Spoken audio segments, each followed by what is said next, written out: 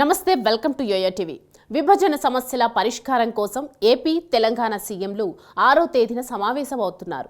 ఇందుకు ప్రజాభవన్ వేదిక అవుతోంది. జగన్, కేసీఆర్ కాంబో అధికారంలో ఉన్నప్పుడు సమావేశాలు వ్యక్తిగతంగా జరిగాయి. అసలు ఏం చర్చించారో ఎవరికీ తెలియదు. విభజన సమస్యలపై అసలు చర్చించినట్లుగా ప్రభుత్వాలు కూడా చెప్పలేదు.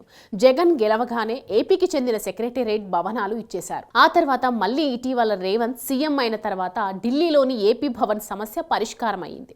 ఇప్పుడు మళ్లీ తెలుగు రాష్ట్రాల సీఎంలు భేటీ అవుతున్నారు. రెండు తెలుగు రాష్ట్రాల మధ్య ఉన్నవి ఒక్క భేటీతో పరిష్కారమయ్యే సమస్యలు కాదు.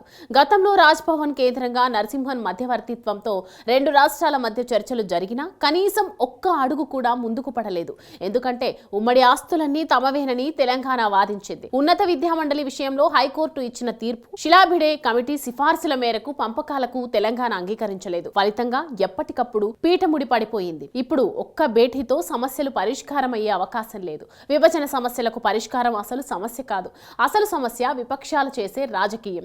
ఏ ఒప్పందం చేసుకున్నా రాష్ట్రాన్ని తాకట్టు పెట్టేశారని బీఆర్ఎస్, మన ఆస్తులు తెలంగాణకు ఇచ్చేశారని ఏపీలో వైసీపీ నేతలు ఆరోపణలు చేసే అవకాశం ఉంది. బీఆర్ఎస్ ఇప్పటికే కథలు చెప్పడం ప్రారంభించింది. పరిశ్రమలను తెలంగాణకు పంపడానికే సీఎంల భేటీ అని సోషల్ మీడియాలో ఆరోపణలు ప్రారంభించారు. వారు అధికారంలో ఉన్నప్పుడు కనీసం పరిష్కరించే ప్రయత్నం చేయలేదు. కానీ ఇప్పుడు మాత్రం పరిష్కారానికి ప్రయత్నిస్తే ఆరోపణలు చేయడం ప్రారంభించారు. తెలుగు రాష్ట్రాల మధ్య పరిష్కరించుకోదగిన సమస్యలున్నాయి. నీటి సమస్యను ట్రైబ్యునల్ పరిష్కరిస్తుంది.